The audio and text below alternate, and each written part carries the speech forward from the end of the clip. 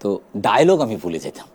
আচ্ছা, তো দেখা যায় কি যে আমি তো ব্রিফ করে ছেড়ে দিছে, লাইট টাইট হচ্ছে, এটা অন্যরা তো সবাই গল্প গুজব করতো, আর আমি অ্যাসিস্ট্যান্ট ডিরেক্টরদের সাথে ওর সাথে রিহার্সাল করতে থাকতাম ডায়লগ মনে রাখার জন্য, যেটা কি Okay.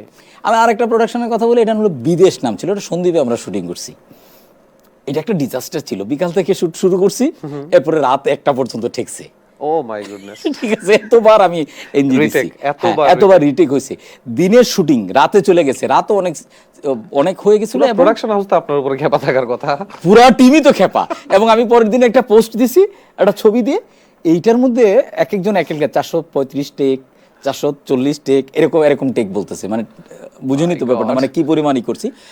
বাট দিন শেষে আমি অনেকে অনেকভাবে বোঝানোর চেষ্টা করি, আচ্ছা এটা বাধ্য, এটা পারতেছি না বা এটা হচ্ছে না, এরকম ও ছাড়ে না, যার জন্য ছেলেটা আজকে এই অবস্থানে আছে।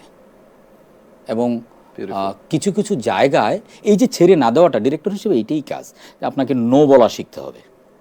যে আমি অ্যাকশন বললাম, কাট বললাম, ভাবা দিলাম, no, you have to say no. যে হয় নাই, হ্যাঁ হয় নাই, বা আবার এটা করেন। এমনই হবে। এটা এমনই হবে, ঠিক আছে। তো এইরকম মজার ঘটনাও ঘটছে বিউটিফুল। আমার নিজের শুটিংয়ে, অনেক অদ্ভুত অদ্ভুত মজার ঘটনা কিরকম ঘটছে। কিরকম একটা দুটো শুনি। এগুলো তো কি বলবো, অনেক লম্বা গল্প হয়ে যাবে না। বলেন, একটু ছোট করেই না হলে বললেন, জাস্ট আপনি বুঝেন পাবলিককে কিভাবে এন্টারটেইন করতে হয়। আমার দ্বিতীয় প্রোডাকশন ডিরেকশনে, এটার নাম ছিল শেখ আব্দুর রহমানের আত্মজীবনী। আচ্ছা, শেখ আব্দুর রহমানের আত্মজীবনী, এটা হচ্ছে ওইটা টেলিফিল্ম ছিল, টেলিফিল্মের নাম। তো এইটার মেইন কাজ ছিল হচ্ছে আব্দুল মান্নান সৈয়দ, আচ্ছা, অনেকেই হয়তো চিনে থাকবেন, উনি বেসিক্যালি রাইটার, লেখক এবং নজরুল গবেষক। তো এইটার কাজটা করে দিয়েছিলেন বসে, মোস্তফা সরোয়ার ফারুকী। এটা চ্যানেল ওয়ানের জন্য একটা প্রোডাকশন ছিল।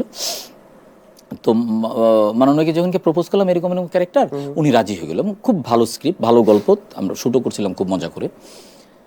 তো যাই হোক, আমরা ওনাকে নিয়ে শুটিং করছি মতিঝিলের কলোনিতে, আচ্ছা।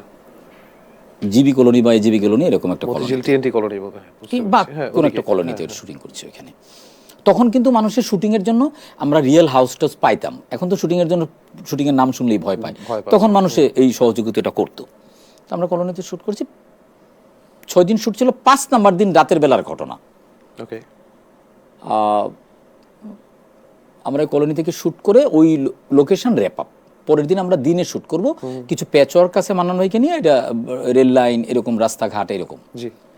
তো এখনকার যে এই যে মুসাফির সৈয়দ বাচ্চু অ্যাক্টিং করে, যে এ তখন আমাকে অ্যাসিস্ট করে প্রথম আমার সাথে, সে আমার মাধ্যমে হ্যাঁ ওইখান থেকেই পরে ছবি আলে গেল, পরে ছবি আলো অ্যাসিস্ট করতো, এখন তো সে পুরো দোস্তর অ্যাক্টর।